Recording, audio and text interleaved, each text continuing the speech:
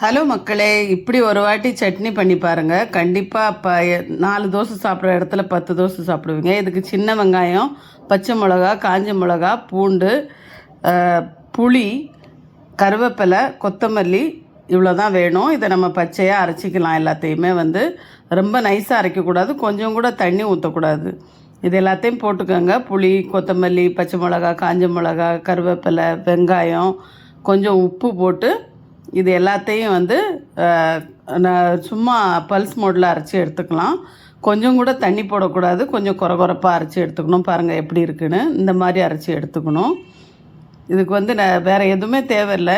இதை வச்சு சாப்பிட்டிங்கனாலே தோசையோ ஆப்பமோ இட்லியோ எதுவுமே ஒன்றுன்ற இடத்துல 4-5 சாப்பிடுவீங்க. அந்த மாதிரி தான் இருக்கும் டேஸ்ட்டு.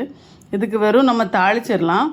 தாளிக்க விருப்பம் இல்லைனா கூட பச்சையாக சாப்பிட்லாம். இது பச்சையாக தான் நாங்கள் மோஸ்ட்லி சாப்பிடுவோம். ஆனால் சில டைம் தாளித்து சாப்பிடும்போது அது இன்னும் கொஞ்சமே டேஸ்ட் நல்லாயிருக்கும்.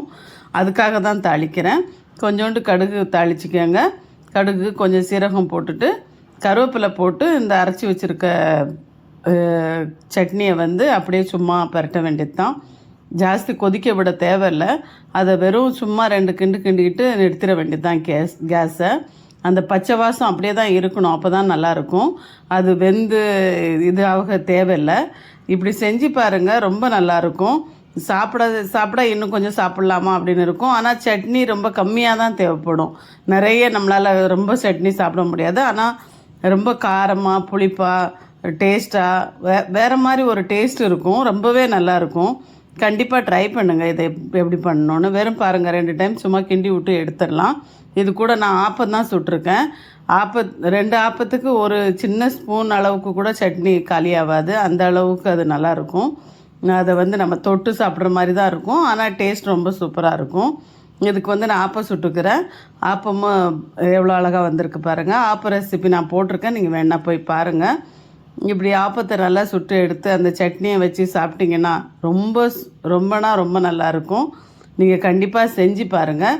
ரொம்ப ஈஸி. ஒரு 2 நிமிஷத்துலேயே நீங்கள் பண்ணிடலாம். அவ்வளோதான். ரொம்ப டைமே எடுக்காது. அந்த மாதிரி ஒரு சட்னி.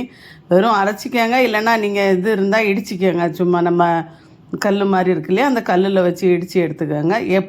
எப்படி சாப்பிட்டாலும் நல்லா தான் இருக்கும். வெறும் பச்சையாகவே சாப்பிட்லாம், இல்லை தாளித்து சாப்பிட்லாம். அது உங்கள் விருப்பம்தான். ஆனால் அவ்வளோ டேஸ்ட்டாக இருக்கும். கண்டிப்பாக செஞ்சு பாருங்கள். செஞ்சு பார்த்துட்டு எனக்கு கமெண்ட் பண்ணுங்கள். தேங்க்யூ.